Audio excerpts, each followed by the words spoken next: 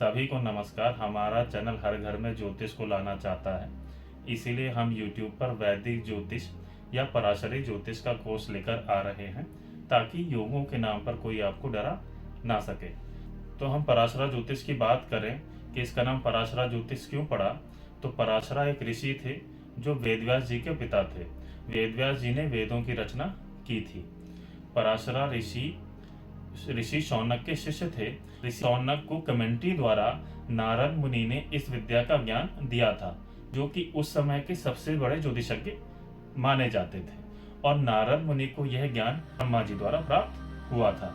और बात करें कि इसका नाम ज्योतिष क्यों पड़ा, तो ज्योतिष यानी ज्योति प्लस ईश। ज्योति अर्थात आई, ईश अर्थात ईश्वर या शिव।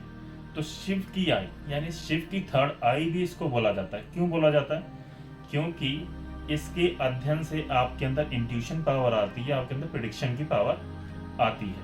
केतु ग्रह ज्योतिष को दर्शाता है। न्यूमरोलॉजी के हिसाब से बात करें तो 7 नंबर जो होता है ये केतु का नंबर है, और जिस भी व्यक्ति का 7 नंबर होता है, या वो मूलांक हो या वो भाग्यांक हो, यदि उसका 7 नंबर है तो वह यह दर्शाता है कि उस व्यक्ति की इंट्यूशन पावर बहुत अच्छी होगी, क्योंकि वह केतु का नंबर है। तो थोड़ा आगे चलते हैं। तो अगर हम समझें तो यदि हम यूनिवर्स की बात करें तो यूनिवर्स 2 चीज के कॉम्बिनेशन से मिलकर बना है, एक पुरुष एक प्रकृति। और प्रकृति माँ दुर्गा को कहा जाता है, जिसके अंदर 3 गुण पाए जाते थे, एक सत्वगुण, एक रजोगुण, एक तमोगुण। सत्वगुण भगवान विष्णु को दर्शाता है, रजोगुण भगवान ब्रह्मा को दर्शाता है, और तमोगुण भगवान शिव को दर्शाता है। ये तीनों गुण हर व्यक्ति में पाए जाते हैं। अब हर व्यक्ति की क्वालिटीज अलग अलग होते हैं, एट्रीब्यूट्स अलग होते हैं, क्योंकि इनमें जिस गुण की प्रधानता उस व्यक्ति के अंदर आ जाएगी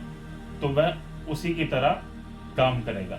जैसे आपने ऋषियों को देखा होगा, सन्यासियों को देखा होगा, तो उनके अंदर सत्व गुण की प्रधानता अधिक होती है, इसलिए उनको मान सम्मान का भय नहीं होता, उनको कोई चीज़ बुरी नहीं लगती, उनके अंदर डिजायर्स नहीं होती, क्योंकि वो सत्वगुणी व्यक्ति है जो पीस में रहते हैं, खुश रहते हैं। अगर हम रजोगुण की बात करेंगे तो रजोगुणी व्यक्ति यानी जिस व्यक्ति के अंदर रजोगुण की प्रधानता हो जाएगी, उसको मटेरियलिस्टिक चीज़ें चाहिए, उसकी डिजायर्स बहुत होंगी, उसको हर व्यक्ति से कामना होगी, उसको हर चीज़ों से कामना होगी, उसको मान सम्मान से बहुत ज़्यादा फर्क पड़ेगा। ये चीज़ें रजोगुणी व्यक्ति के अंदर दिखाई आपको दे जाएंगी।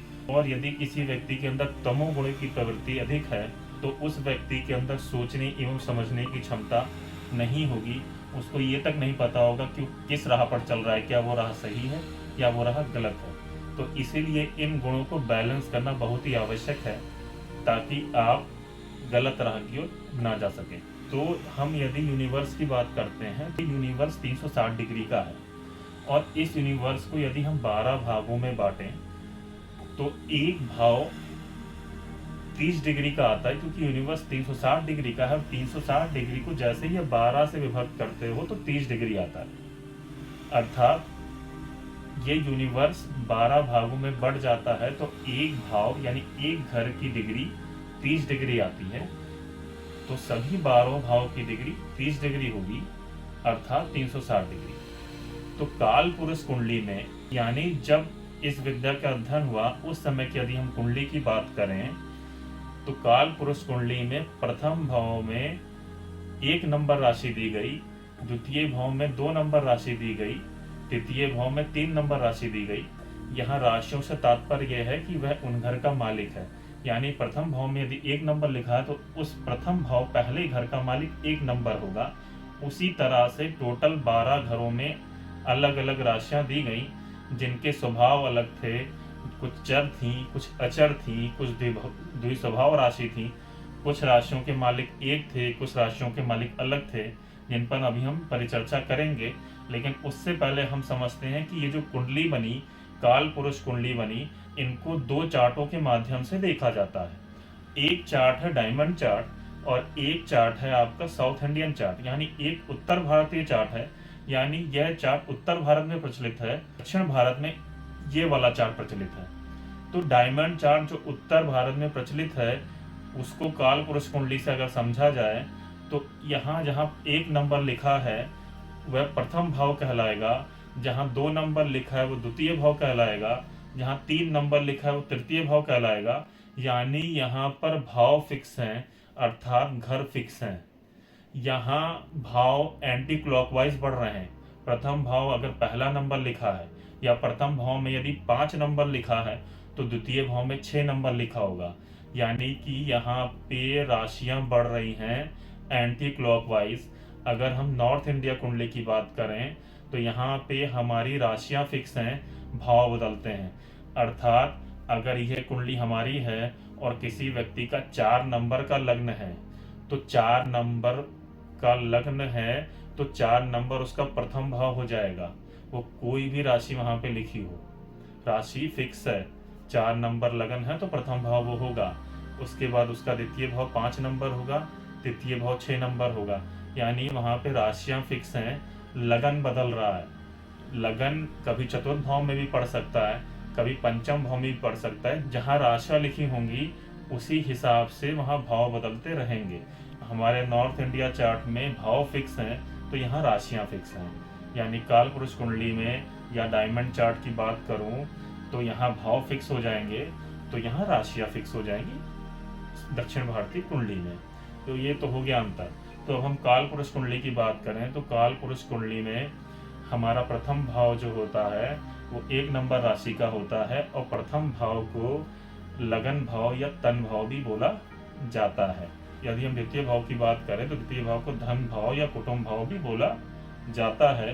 तो जहाँ 2 नंबर राशि लिखी है वह द्वितीय भाव होगा, जिसको धन भाव या कुटुंब भाव बोला जाएगा। जहाँ 3 नंबर राशि लिखी है वो पराक्रम का भाव होगा या सहज भाव होगा, उसको पराक्रम का भाव या सहज भाव बोला जाता है। जहाँ चतुर्थ भाव लिखा है, जहाँ 4 नंबर राशि लिखी है वो हमारा चतुर्थ भाव है और इसको मातृभाव बोला जाएगा या सुख भाव बोला जाएगा। जहाँ 5 नंबर लिखा है वो हमारा 5वां भाव है, यानी 5वां घर। उस घर का मालिक 5 नंबर राशि है और उसको संचय भाव उस अथवा संतान भाव बोला जाता है। जहाँ 6 नंबर लिखा है, 6 नंबर घर को षड्रिपु भाव या शत्रु भाव बोला जाता है। जहाँ 7 नंबर लिखा है उसको जया भाव बोला जाता है। जहाँ 8 नंबर लिखा है उसको मांगल्य भाव बोला जाता है। जहाँ 9 नंबर लिखा है उसको धर्म का भाव या पितृ भाव बोला जाता है। जहाँ 10 नंबर लिखा है वह कर्म भाव कहलाता है और जहाँ 11 नंबर लिखा है वो लाभ का भाव है। जहाँ 12 नंबर लिखा है वह अंतिम भाव है, जिसको शयन भाव बोला जाता है अथवा व्यय भाव बोला जाता है। तो ये तो हो गई भावों की बात।